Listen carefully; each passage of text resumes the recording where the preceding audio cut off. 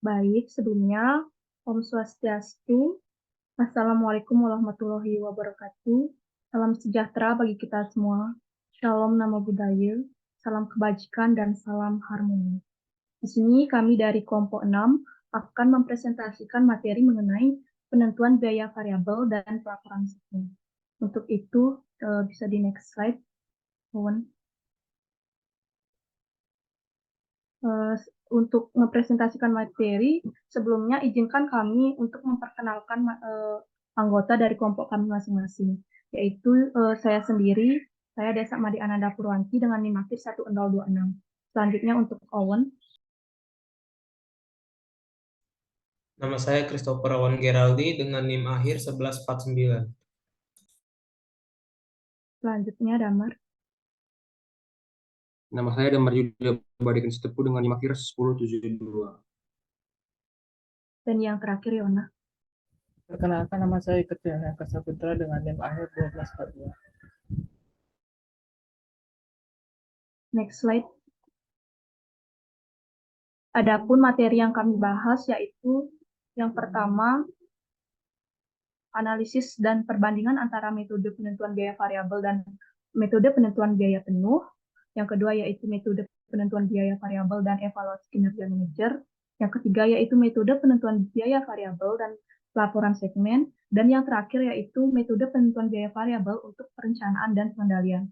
Untuk materi yang pertama akan dijelaskan oleh Yona. Untuk Yona, saya persilakan. Baik, di sini saya akan menjelaskan mengenai analisis dan perbandingan antara metode penentuan biaya variabel dan metode penentuan biaya penuh. Terdapat dua jenis metode untuk menentukan biaya produk, yaitu metode penentuan biaya produk variabel dan metode penentuan biaya produk penuh. Perbedaan antara kedua metode ini terletak pada perlakuannya terhadap biaya overhead pabrik tetap. Metode PBP membedakan antara biaya produksi variabel dengan biaya produksi tetap. Metode PBP hanya membebankan biaya produksi variabel ke produk yang meliputi biaya bahan baku, biaya tenaga kerja langsung, dan biaya overhead pabrik variabel. Biaya overhead pabrik tetap tidak dimasukkan dan diakui sebagai biaya periodik. PBP menganggap biaya overhead tetap pada suatu periode dipandang hilang manfaatnya sejalan dengan berlalunya periode tersebut. Metode PBP. Metode PBP membebankan semua biaya produksi ke produk yang meliputi biaya bahan baku, biaya tenaga kerja langsung, biaya overhead pabrik variabel, dan biaya overhead pabrik tetap. PBP memandang biaya overhead pabrik tetap sebagai biaya produk dan bukan hanya periodik. Pembebanannya bisa melalui penggunaan tarif biaya overhead pabrik tetap dan tidak diakui sebagai biaya produk saat dijual. Next slide. Selanjutnya yaitu adalah penilaian persediaan. Penilaian persediaan pada metode PBP, nilai persediaan hanya meliputi biaya produksi variabel saja. Sedangkan pada metode PBP, nilai persediaannya meliputi semua biaya produksi. Yang dapat dilihat pada contoh di bawah, di mana biaya bahan baku itu akan diakui pada PBP dan PBP juga akan mengakuinya. Kemudian biaya tenaga kerja langsung juga akan mengakuinya pada PBP dan PBP. Biaya overhead pabrik variabel akan diakui pada penentuan biaya produk variabel dan penentuan biaya produk penuh. Selanjutnya biaya overhead pabrik tetap yang diakui itu hanya pada PBP, dan biaya per unitnya akan berbeda antara kedua metode tersebut. Next slide, kawan. Selanjutnya yaitu laporan laba rugi, analisis dan rekonsiliasi. Oleh karena biaya produk per unitnya merupakan dasar penentu harga pokok penjualan, maka perbedaan yang dihasilkan oleh kedua metode tersebut terhadap biaya per unit akan menghasilkan besaran laba yang berbeda. Next slide, dulu.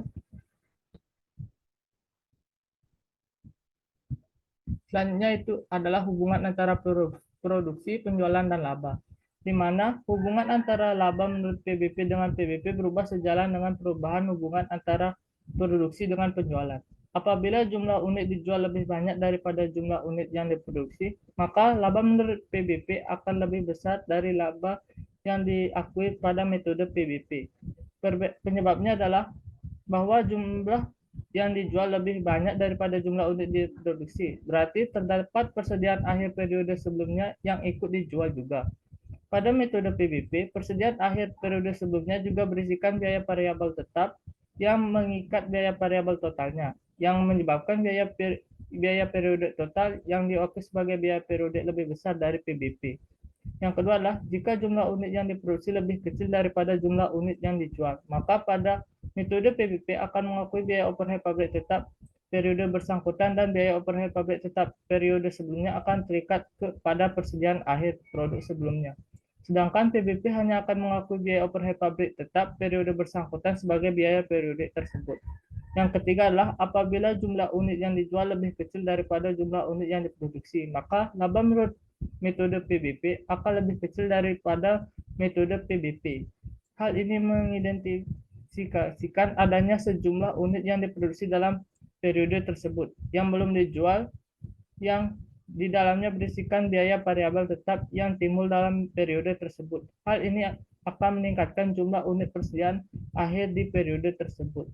Yang selanjutnya yaitu jika jumlah unit produksi lebih besar daripada unit dijual, maka pada metode PBP biaya overhead pabrik tetap yang diakui hanya sebatas besaran produk yang dijual pada periode tersebut dan sisanya akan diikuti ke dalam persediaan akhir periode dan unit yang diproduksi di periode bersangkutan. Sedangkan pada PBP semua biaya overhead pabrik tetap akan diakui sebagai biaya yang timbul di periode bersangkutan.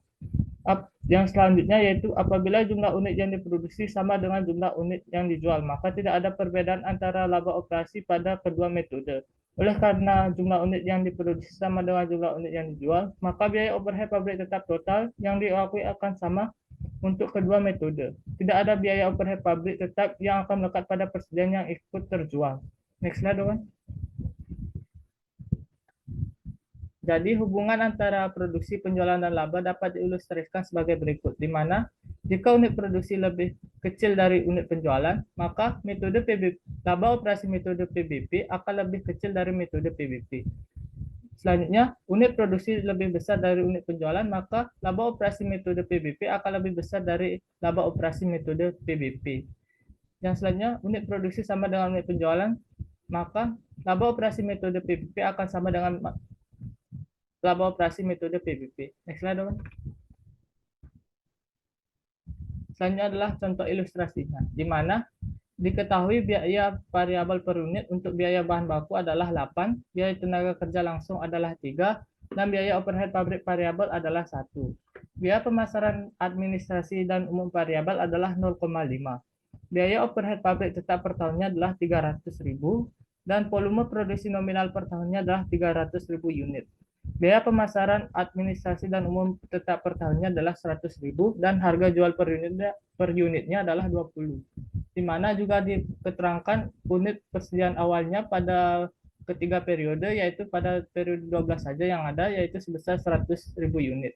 Kemudian untuk unit produksi pada tahun 2010 adalah 300.000 unit, pada tahun 2011 adalah 300.000 unit, dan pada tahun 2013 juga 300.000 unit. Kemudian unit yang dijualnya adalah pada tahun 2010 adalah 300.000 unit, pada tahun 2011 adalah 200.000 unit, dan pada tahun 2012 adalah 400.000 unit. Sedangkan untuk unit persediaan akhirnya hanya ada tersedia di periode 2011 yaitu sebesar 100.000 unit. Next slide, Doan. Maka laporan laba dan perhitungan harga pokok produksi untuk metode PBP akan sebagai berikut, di mana penjualannya akan didapatkan dari harga jual per unit dikalikan jumlah unit terjual, di mana pada 2010 unit terjualnya adalah 30.000 unit dikalikan dengan harga unit perjualnya adalah 20 rupiah sehingga mendapatkan hasil 6 juta. Pada 2011 juga sama rumusnya, di mana unit yang dijual itu sebesar 200.000 unit dan harga pokok per unitnya itu adalah 20 rupiah sehingga mendapatkan hasil 4 juta. Dan yang pada periode ke-12 di mana harga pokok penjualan per unit adalah 20.000 dan unit yang dijual adalah 400.000 unit sehingga mendapatkan hasil 8 juta.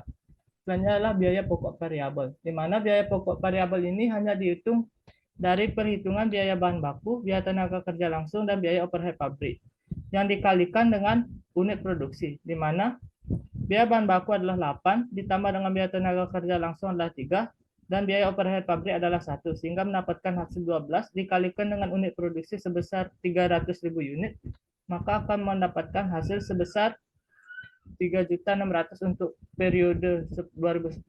Pada periode 12 mendapatkan hasil sebesar 2.400, dan periode 12 akan menghasilkan biaya pokok variabel penjualan sebesar 4.800.000. Selanjutnya adalah biaya pemasaran administrasi dan umum variabel, di mana dihitung dari unit yang dijual dikalikan dengan harga per unitnya, yaitu 0,5, di mana unit yang dijual sebesar 300.000 unit pada 2010 dikalikan 0,5 mendapatkan hasil 150.000.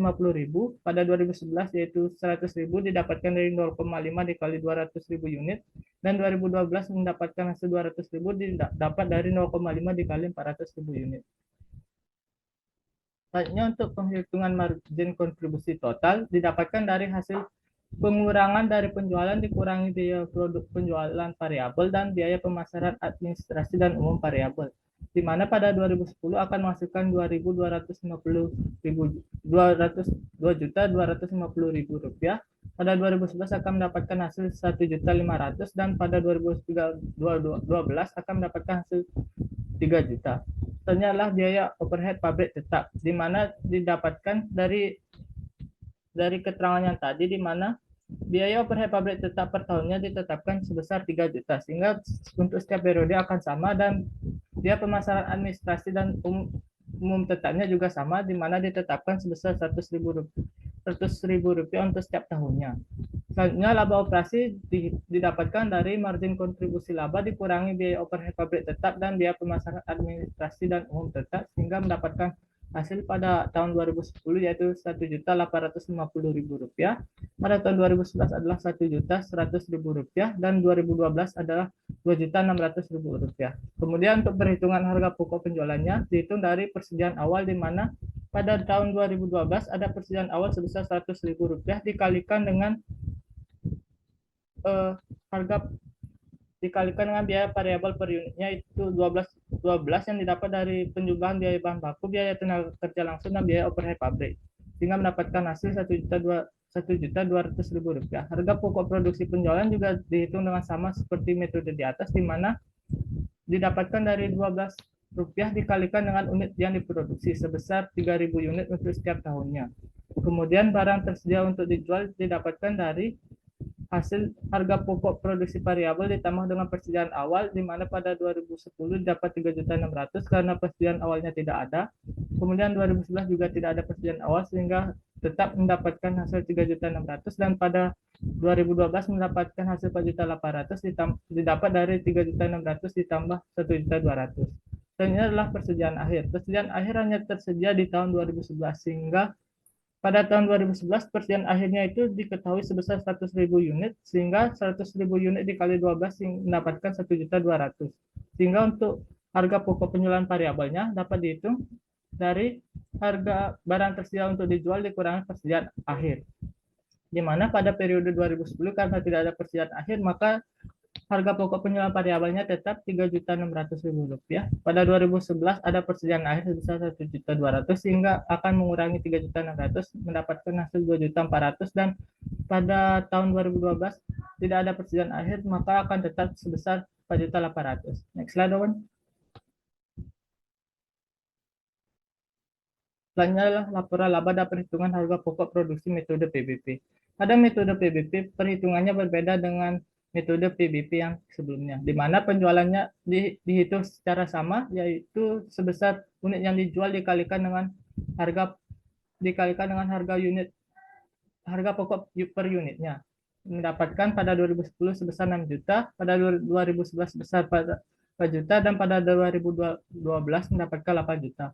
Untuk perhitungan harga pokok penjualannya sedikit berbeda, di mana pada perhitungan harga pokok penjualannya ditambah dengan harga pokok overhead tetapnya yang dibagi dengan 3.000 unit mendapatkan hasil 1. Maka akan ditambahkan ke biaya variabelnya, di mana dia untuk biaya bahan baku sebesar 8, biaya tenaga kerja langsung adalah 3, dan biaya overhead pabrik variabel adalah 1, hasilnya 12, dan ditambah dengan biaya overhead pabrik tetap per unitnya adalah 1, maka hasilnya adalah 13 dan dikalikan dengan unit penjualan sebesar pada 2010 dikalikan dengan 300.000 unit menghasilkan hasil 3.900.000, pada 2011 menghasilkan 2.600.000 didapat dari 200.000 unit dikalikan 13 dan pada 2012 mendapatkan 5.200.000 di mana 13 dikalikan dengan 400.000 unit. Kemudian untuk laba kotornya didapat dari pengurangan antara penjualan dan harga pokok penjualan, di mana 2010 mendapatkan hasil 2.100.000, pada 2011 mendapatkan hasil 1.400.000 dan 2012 mendapatkan hasil 2.800.000. Kemudian untuk biaya pemasaran, administrasi dan umum didapatkan dari 0,5 dikali unit penjualan ditambah dengan biaya pemasaran tetap per tahunnya, mendapatkan hasil pada 2010 adalah 250.000, pada 2011 adalah 200.000 dan pada 2012 adalah 300.000. Kemudian untuk laba operasi didapatkan dari laba kotor dikurangi biaya pemasaran, administrasi dan umum, sehingga pada periode 2010 akan mendapatkan hasil 1.850.000, pada 2011 akan mendapatkan hasil 1.200.000 dan pada 2012 akan mendapatkan hasil 2.500.000. Kemudian untuk perhitungan harga pokok penjualannya hampir mirip, di mana persediaan awalnya diakui sebesar 1.300.000 didapat dari 100.000 unit dikalikan 13. Kemudian harga pokok produksi didapat dari unit yang diproduksi dikalikan dengan 13. Mendapatkan hasil pada 2010 adalah 3.900.000, 2011 3.900.000 dan 2012 3.900.000. Kemudian barang tersedia dijual dihitung dari persediaan awal ditambah harga pokok produksi, di mana pada periode 2010 adalah 3.900.000, pada periode 2011 adalah 3.900.000 dan periode 12 adalah 5.200.000. Kemudian persediaan akhir hanya tersedia di tahun 2011 saja, di mana 13 dikalikan dengan 100.000 unit mendapatkan hasil 1.300.000. Kemudian untuk harga pokok penjualan variabelnya dihitung dari barang tersedia dijual dikurangi persediaan akhir, di mana pada periode 10 harga pokok penjualan variabelnya adalah 3.900.000, 2011 adalah 2.600.000 dan 2012 adalah 5.200.000. Next slide, dong. Kemudian adalah perlakuan biaya overhead pabrik tetap dalam metode penentuan biaya penuh, di mana pada pembebanan biaya overhead pabrik tersebut memiliki dua masalah, di mana yang masalah pertama adalah bagaimana mengkonversi biaya overhead pabrik yang dibebankan tidak berdasarkan unit, misalnya jam tenaga kerja langsung atau jam mesin, menjadi biaya overhead pabrik yang dibebankan ke unit yang diproduksi. Masalah yang kedua adalah apa yang harus dilakukan jika biaya overhead pabrik sesungguhnya berbeda dengan biaya overhead pabrik yang dibebankan. Kemudian ada solusi, yang mana solusi atas masalah pertama dapat diatasi dengan mudah. Misalnya biaya overhead pabrik dibebankan menggunakan biaya tenaga kerja langsung. Diketahui untuk memproduksi satu unit produk memerlukan waktu 0,5 jam tenaga kerja langsung dengan tarif dari jam tenaga kerja langsung tersebut adalah 20. Maka untuk mengkonversikannya adalah 0,5 dikalikan 20 mendapatkan hasil 10. Kemudian solusi atas masalah kedua dapat diatasi dengan beberapa langkah. Pertama, tarif biaya overhead pabrik tetap harus dihitung dan kemudian dibebankan ke unit-unit produk. Biaya overhead pabrik tetap total yang dibebankan dibandingkan dengan biaya overhead pabrik tetap sesungguhnya. Jika kelebihan atau kekurangan tidak material, maka akan dibebankan ke harga pokok penjualan. Tapi jika kelebihan dan kekurangannya material, maka akan dibebankan ke barang yang dalam proses akhir, barang jadi akhir, dan harga pokok penjualan. Baik, sekian materi yang bisa saya sampaikan. Selanjutnya saya akan kembalikan ke moderator. Baik, untuk materi selanjutnya akan dijelaskan oleh saya sendiri, yaitu terkait dengan materi metode penentuan biaya variabel dan evaluasi kinerja manajer.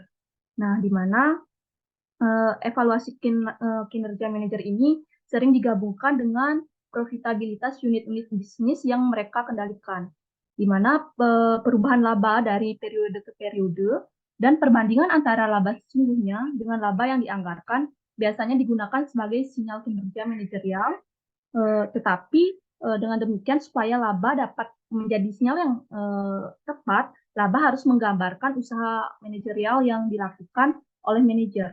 Nah, misalnya apabila manajer telah bekerja keras meningkatkan penjualan dengan menggunakan biaya total yang sama, sehingga laba akan lebih besar daripada periode sebelumnya. Nah, Peningkatan laba tersebut merupakan sinyal keberhasilan dari manajer tersebut. Next slide. Nah, pada umumnya apabila kinerja laba menggambarkan kinerja manajerial, maka manajer dapat berharap 3 hal, yaitu yang pertama, apabila terjadi peningkatan penjualan, hal-hal lain dianggap tetap. Nah, sehingga laba akan meningkat. Yang kedua yaitu apabila terjadi penurunan penjualan. Hal-hal yang dianggap tetap sehingga laba akan menurun. Dan yang terakhir yaitu apabila tidak terjadi perubahan penjualan, maka hal-hal lain dianggap tetap sehingga laba juga tidak berubah. Next slide.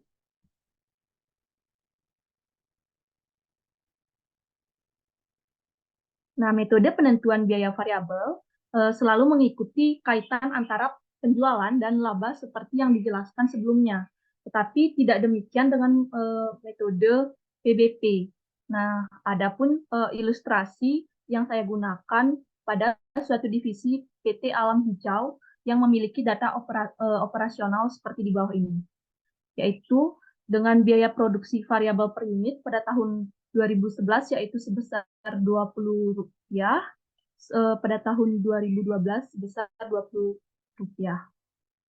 Unit produksinya yaitu sebesar pada tahun 2011 sebesar 20.000, pada tahun 2012 sebesar 10.000, dan ada juga unit penjualan pada tahun 2011 sebesar 10.000, pada tahun 2012 sebesar 20.000. Selanjutnya ada biaya overhead pabrik tetap pada tahun 2011 sebesar 400.000 dan pada tahun 2012 sebesar 400.000. Nah, ini diasumsikan jika tidak ada biaya pemasaran, administrasi, dan umum. Next slide. Nah, biaya produk per unit menurut metode penentuan biaya variabel yaitu sebesar Rp20 untuk masing-masing tahun. Nah, apabila volume diharapkan digunakan untuk menghitung tarif biaya overhead tetap, biaya produk per unit menurut metode PBP yaitu sebesar Rp40 untuk tahun 2011. Nah, ini diperoleh dari Rp20.000 ditambah dengan 400.000 dibagi dengan 20.000 unit, di mana 400.000 ini dibagi terlebih dahulu dengan 20.000 unit, memperoleh 20 dan dijumlahkan dengan Rp20 sehingga memperoleh Rp40. Dan Rp60 untuk tahun 2012 diperoleh dari Rp20 ditambah dengan 400.000 dibagi dengan 10.000. Adapun laporan laba rugi dengan menggunakan metode penentuan biaya variabel, yaitu pada tahun 2011 penjualan sebesar 500 yang diperoleh dari harga jual dikali dengan unit dijual. Pada tahun 2012 sebesar 1 juta. Nah, selanjutnya ada harga pokok penjualan variabel. Ini pada tahun 2011 sebesar 200.000 dan 2012 sebesar 400.000, di mana tersebut diperoleh dari biaya produksi variabel per unit dikali dengan unit penjualan. Selanjutnya memperoleh margin kontribusi total diperoleh dari pada tahun 2011 500 dikurangi dengan 200 sehingga memperoleh 300.000. Pada tahun 2012 1 juta dikurangi dengan 400 sehingga memperoleh 600.000. Selanjutnya terdapat biaya overhead pabrik, yaitu sama-sama sebesar 400.000 di tahun 2011 dan di tahun 2012. Nah, selanjutnya ada laba rugi operasional, di mana ini diperoleh dari pada tahun 2011 300 dikurangi 400 sehingga memperoleh minus 100.000. Selanjutnya pada tahun 2012 600.000 dikurangi dengan 400.000 sehingga memperoleh 200.000. Next slide. Selanjutnya terdapat laporan laba rugi dengan menggunakan metode PWP, yaitu dengan keterangan penjualan pada tahun 2011 sebesar 500.000 dan pada tahun 2012 sebesar 1 juta. Ini diperoleh dari harga jual dikali dengan unit yang dijual.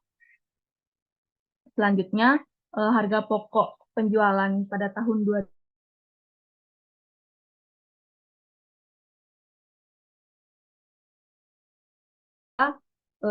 laba rugi operasinya ini pada tahun 2011 diperoleh dari 500 dikurangi dengan penjualan dikurangi dengan harga pokok penjualan, yaitu sebesar 500.000 dikurangi 400.000 sehingga memperoleh 100.000.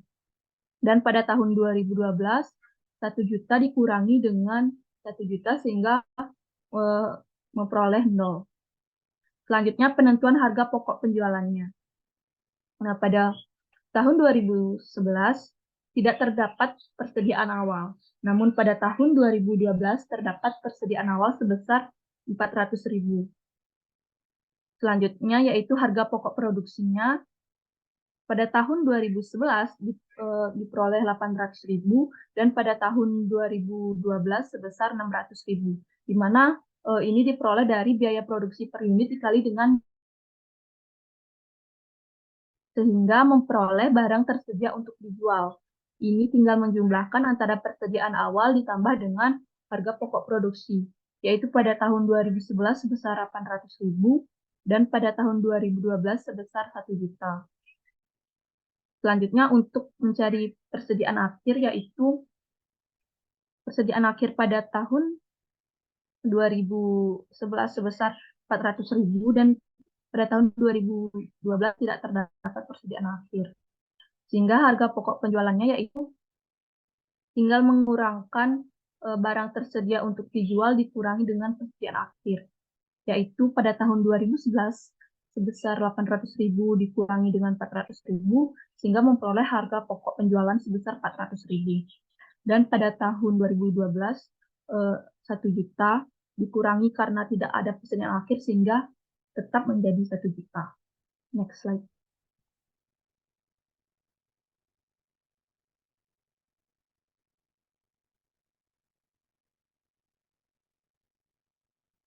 Next slide, Owen. Nah, selanjutnya ada pun rumus untuk mencari biaya produksi per unit. Ini diperoleh dari biaya overhead pabrik tetap per unit ditambah dengan biaya produksi variabel per unit. Untuk mencari biaya overhead pabrik per unit, biaya overhead pabrik tetap per tahun dibagi dengan volume produksi normal per tahun. Nah, adapun biaya produksi per unit tahun 2011 yaitu sebesar 400.000 dibagi dengan 20.000 unit ditambah dengan Rp20 sehingga memperoleh Rp40. Dan untuk pada tahun biaya produksi per unit tahun 2012 yaitu sebesar 400.000 dibagi dengan 10.000 unit ditambah dengan Rp20 sehingga memperoleh Rp60.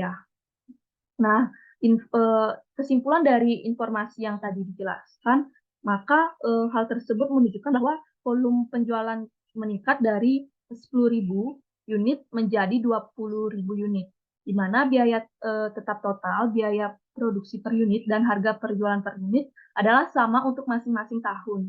Nah, sehingga perubahan yang terjadi adalah kenaikan volume penjualan 2 kali lipat dari tahun 2011 ke tahun 2012. Dalam metode penentuan biaya variabel, laba meningkat sebesar 200.000 dari rugi sebesar 100.000 pada tahun 2011. Nah, menjadi laba sebesar 100.000 pada tahun 2012. Sebaliknya, apabila dalam metode penentuan biaya penuh, walaupun terjadi kenaikan volume penjualan, maka laba menurun sebesar 200.000.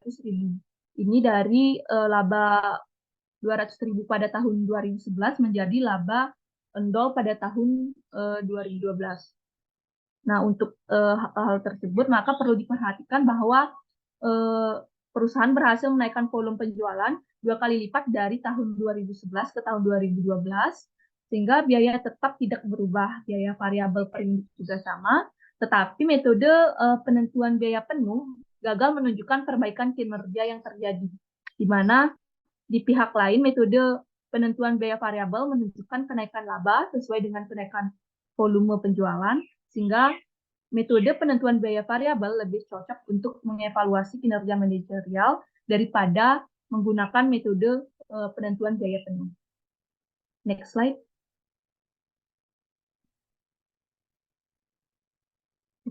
Untuk materi selanjutnya akan dijelaskan oleh Owen. Untuk Owen saya persilakan. Baik, di sini saya akan menjelaskan metode penentuan variabel dan pelaporan segmen.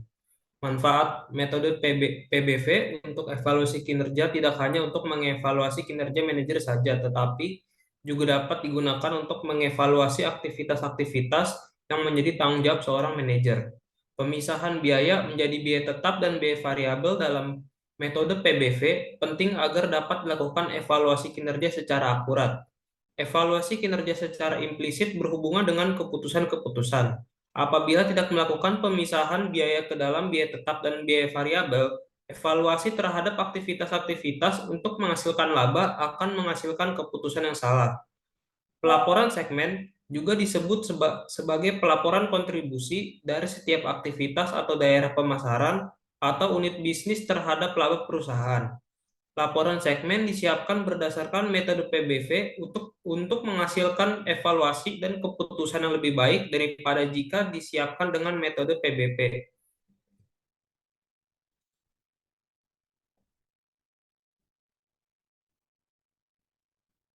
Oke, selanjutnya itu pelaporan segmen berdasarkan metode biaya penuh.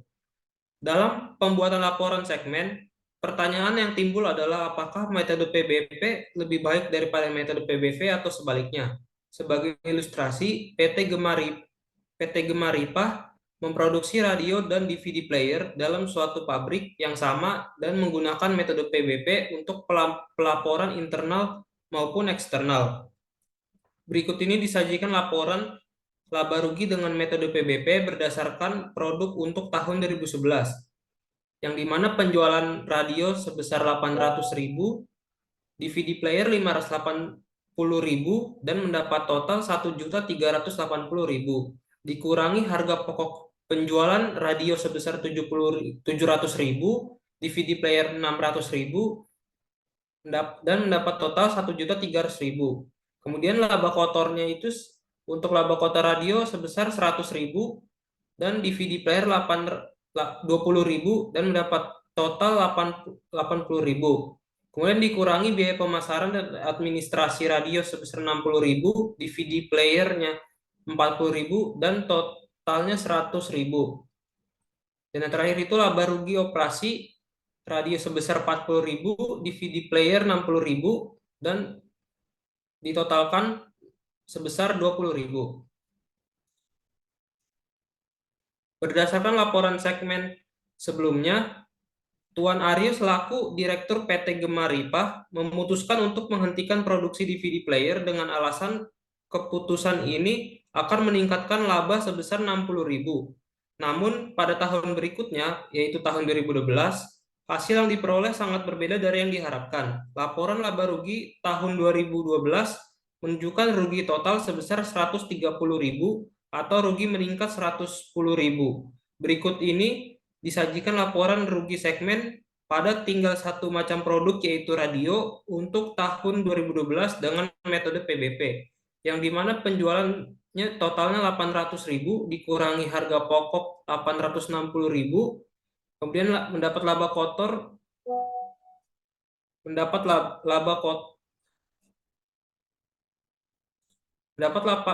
kotor sebesar 60.000 dan dikurangi biaya pemasaran dan administrasi sebesar 70.000 dan mendapat hasil laba rugi operasi sebesar 130.000.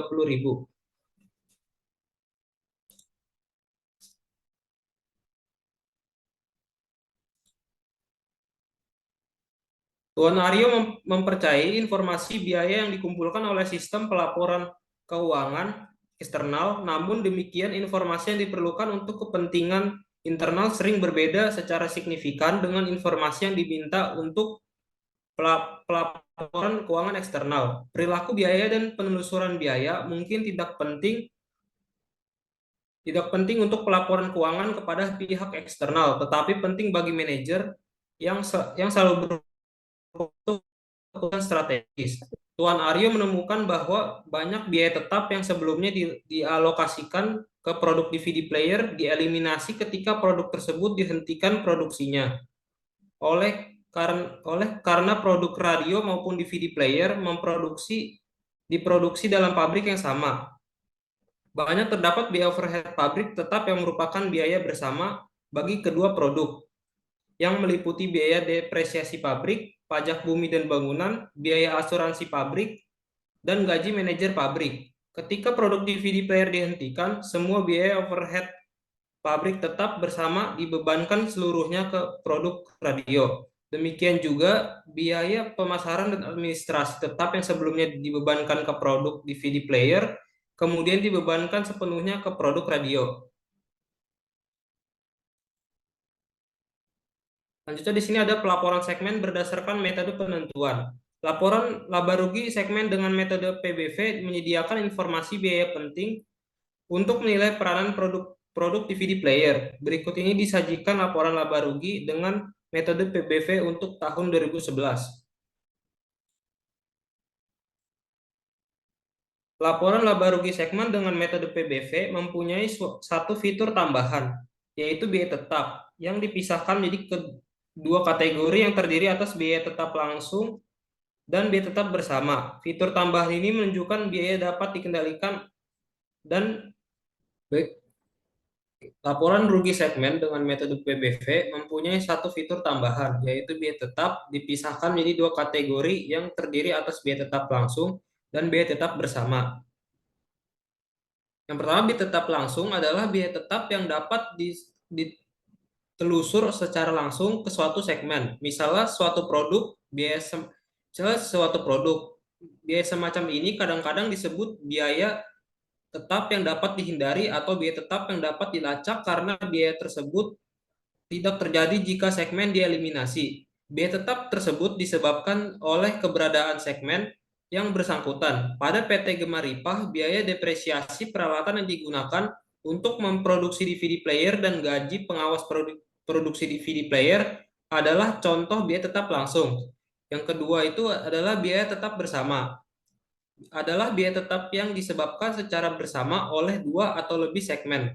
Biaya tetap bersama tetap ada walaupun salah satu segmen dieliminasi. Misalnya pada PT Gemaripah, biaya depresiasi pabrik dan gaji pegawai pabrik merupakan biaya tetap bersama. Penghentian produk DVD player tidak menghilangkan biaya pabrik dan biaya depresiasinya. Demikian juga pengawas pabrik masih dibutuhkan untuk mengawasi produksi produk radio. Biaya tetap yang merupakan biaya tetap langsung bagi suatu segmen mungkin merupakan biaya tetap bersama bagi segmen yang lain. Misalnya produk radio dijual ke kedua segmen daerah pemasaran. Dalam hal ini biaya depresiasi peralatan digunakan untuk memproduksi radio adalah biaya tetap bersama bagi kedua segmen daerah pemasaran, tetapi merupakan biaya tetap langsung bagi segmen produk radio. Laporan laba rugi segmen dengan metode PBV lebih berguna daripada metode PBP. Perhatikan laporan laba rugi dengan metode PBV pada PT Gemaripah, bahwa produk radio maupun produk DVD player mempunyai margin kontribusi positif, yaitu 190.000 untuk produk radio dan 160.000 untuk DVD player. Kedua produk mempunyai penjualan lebih besar daripada biaya variabel sehingga dapat membantu menutup biaya tetap perusahaan. Namun sebagian biaya tetap perusahaan disebabkan oleh keberadaan kedua segmen produk itu sendiri. Jadi ukuran yang tepat untuk mengukur kontribusi laba setiap segmen adalah apa yang tersisa setelah biaya tetap langsung dapat tertutup. Kontribusi laba setiap segmen untuk menutup biaya tetap bersama perusahaan disebut laba segmen. Suatu segmen seharusnya paling tidak menutup biaya variabel dari biaya tetap langsung segmen yang bersangkutan. suatu laba segmen negatif akan menurunkan laba total perusahaan yang kemudian mengarahkan pada pertimbangan untuk menutup segmen tersebut. Laba segmen mengukur perubahan laba total perusahaan yang akan terjadi jika segmen tersebut dihentikan. Pada laporan laba rugi PT Gemaripah dengan metode PBV sebelumnya menunjukkan bahwa produk DVD player memberi kontribusi 110.000 untuk menutup biaya tetap bersama. Jika produk DVD player dihentikan, maka laba total perusahaan akan turun 110.000 jika dilihat rugi operasi total dengan metode PBP tahun 2011 sebesar 20.000 dan rugi operasi total dengan metode PBP tahun 2012 sebesar 130.000. Jadi penghentian produk DVD player adalah keputusan yang salah. Keputusan yang benar adalah mempertahankan kedua produk atau tidak menghentikan produk DVD player. Kedua produk mempunyai kontribusi yang sama, masing-masing mempunyai margin segmen 110.000 terhadap profitabilitas perusahaan. Penghentian salah satu produk tersebut akan menimbulkan masalah kecuali kalau digantikan oleh produk yang mempunyai margin segmen yang lebih tinggi. Oleh karena kedua produk mempunyai margin segmen positif. Solusi lain dibutuhkan untuk mengatasi rugi operasional total perusahaan. Selanjutnya di sini ada pelaporan segmen dengan penentuan biaya aktivitas. Pendekatan penentuan biaya berdasarkan aktivitas memberi manajemen suatu wawasan yang lebih akurat mengenai hubungan laba dengan lini produk yang berbeda dan keberadaan biaya yang tidak bernilai tambah. Sebagai ilustrasi, PT Gemaripah mempunyai biaya tetap bersama yang meliputi biaya penanganan bahan dan biaya pemeliharaan. Biaya tetap langsung adalah biaya pengesetan. Dan berikut ini disajikan biaya tahunan untuk setiap aktivitas overhead pabrik tersebut, yang dimana aktivitas overhead pabriknya yang meliputi penanganan bahan dengan jumlah biaya 40.000, pemeliharaan jumlah biayanya 16.000, dan pengesatan jumlah biayanya 36.000. Tuan Aryo selaku Direktur PT Gemaripah mempunyai beberapa ide yang menjadi fokus perhatian. Penanganan bahan merupakan aktivitas yang tidak bernilai tambah. Pengesetan yang merupakan aktivitas bernilai tambah harus ditingkatkan efisiensinya. Setiap pengurangan terhadap kedua biaya ini dapat secara langsung mempengaruhi laba total perusahaan. Konfigurasi ulang pabrik mungkin akan mengurangi biaya penanganan bahan. Persetujuan kontrak baru dengan pemasok mungkin mengarah pada penerimaan bahan secara tepat waktu dari pemasok sehingga dapat langsung masuk ke proses produksi. Demikian juga, suatu perubahan konfigurasi proses perakitan mungkin mengakibatkan aktivitas pengesetan dapat dilakukan lebih cepat dan lebih murah. Aktivitas pemeliharaan juga perlu dikaji ulang untuk mengurangi biaya pemeliharaan. Pendekatan JIT yang diterapkan dalam proses produksi dapat mengarah pada aktivitas pemeliharaan dilakukan oleh karyawan produksi ketika aktivitas produksi dihentikan. Baik, sekian pemaparan dari saya. Selanjutnya akan dilanjutkan oleh teman saya.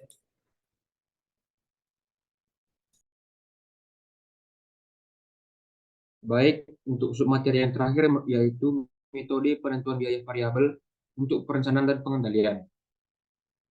Perencanaan keuangan mengharuskan para manajer mengestimasi penjualan depan, tingkat produksi masa depan, biaya masa depan, dan seterusnya. Karena ramalan penjualan yang menjadi dasar penyusunan anggaran merupakan sesuatu yang tidak pasti.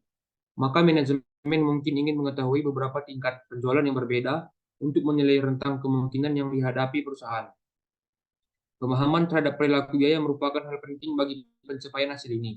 Setelah manajemen memilih satu tingkat penjualan dan produksi yang diharapkan untuk tahun berikutnya, biaya yang akan terjadi juga dapat ditentukan. Rencana keuangan nantinya terdiri dari tingkat aktivitas yang diharapkan dan perkiraan biaya terkait. Next slide.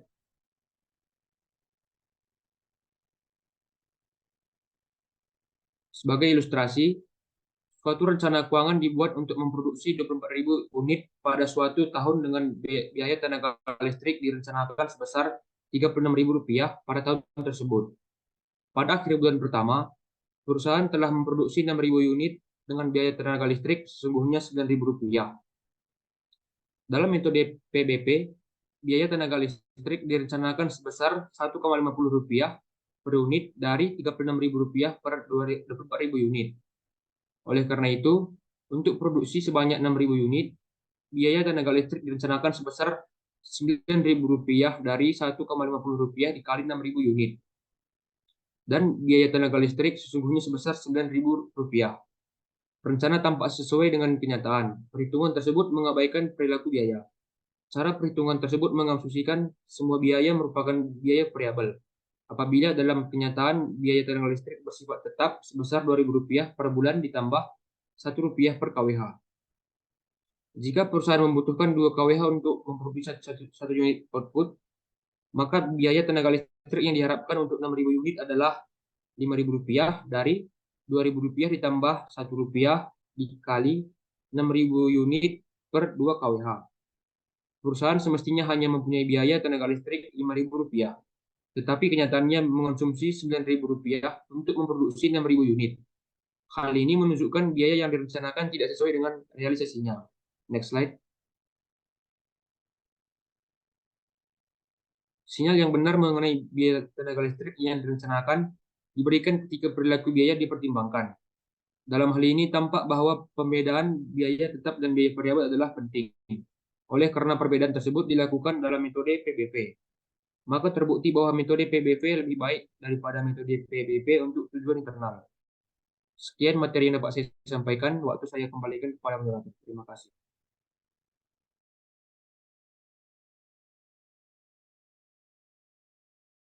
Baik, sekian pemaparan materi terkait dengan penentuan biaya variabel dan pelaporan segmen dari kelompok 6.